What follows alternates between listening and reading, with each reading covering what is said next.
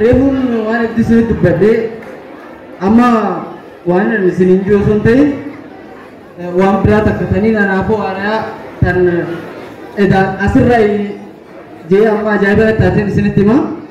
Ijoolleen reefu asitti diraamaa agarsiisan ijoolleen xixiqqoo sanis haa taatu hundinuu shanan shoo gaafa yuutuubii irra akka jarraa guyyaa tokko argeetiin tura.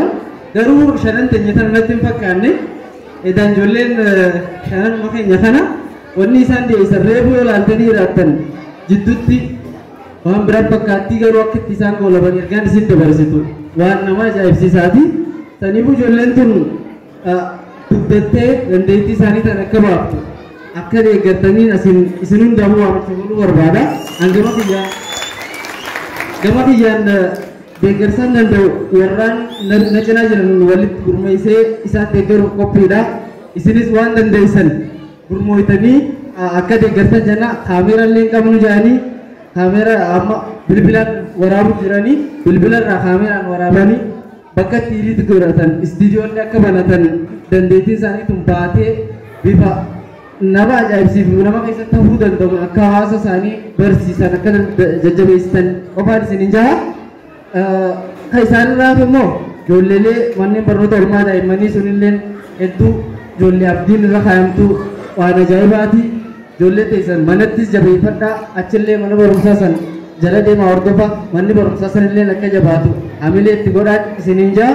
Ijoolleen namtaatii fi gumii aadaa fi afaan oromoo tun ammoo duraanuu jabaatee sarara jirti ammallee jajjabeessuu ni barbaaddi.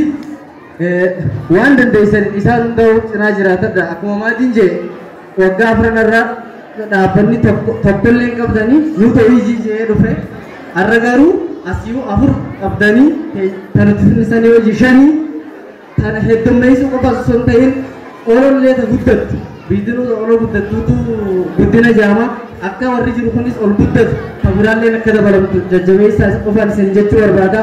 Ani hedduun isinirraa gammadee hedduun isin jaaladhaa naa galatoomaa jiraadhaa.